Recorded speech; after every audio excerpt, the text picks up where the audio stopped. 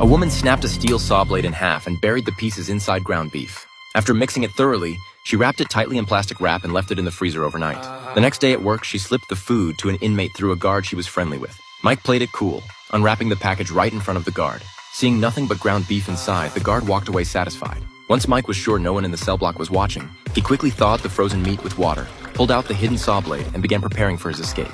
Next, he tore toilet paper into long strips, broke apart an entire box of matches, wrapped them tightly in the paper, and stuffed the bundle into an instant noodle bag. Then Mike showed up in the common area and signaled to his partner on another floor.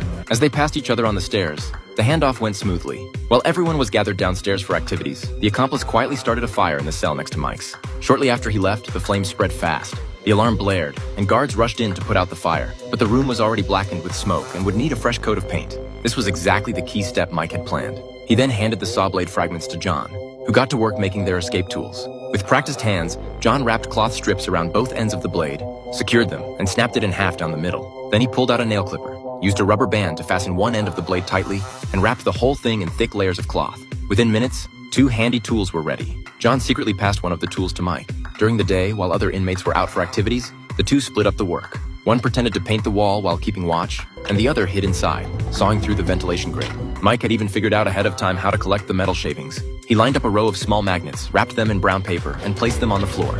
Every bit of falling debris stuck to the magnets and was later flushed down the toilet without a trace. On top of that, they soundproofed the bed legs to avoid any noise when moving the frame. Taking turns like this, working back and forth, they managed to cut through the vent in just 2 weeks. To avoid detection, they taped over the outside and painted it to match. Once it dried, you couldn't tell anything was different. Late at night, the two first used a mirror to make sure no one was outside. Then they piled clothes into the shape of a body, peeled back the tape, pushed open the vent cover, and carefully climbed out. They slid the bed back into place and pulled down a picture to cover the hole. Crouching low, they moved through the ducts, making their way quietly to the lower level. It was pitch black down there, but both men could barely contain their excitement. They followed the pipes for a long time without finding an end. So Mike suggested they split up and explore different directions. The next day, they carefully compared their positions above ground with where they'd ended up the night before. That night, they went back in and continued searching for an exit. This time, John went deeper and caught his first glimpse of the prison's outer wall, but a thick barrier stood directly in the way.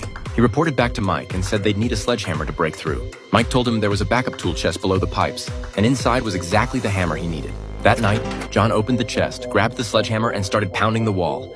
Day after day, strike after strike, after what must have been 100,000 blows, he finally reached the prison's exterior wall. But it was over 6 feet thick, solid reinforced concrete. John was ready to give up right then and there. At this rate, it would take at least 5 more years to break through. Mike tried to lift his spirits, telling him to think about Andy from Shawshank. If you stay focused on one thing long enough, you'll eventually succeed. But reality wasn't so forgiving. After 3 months of relentless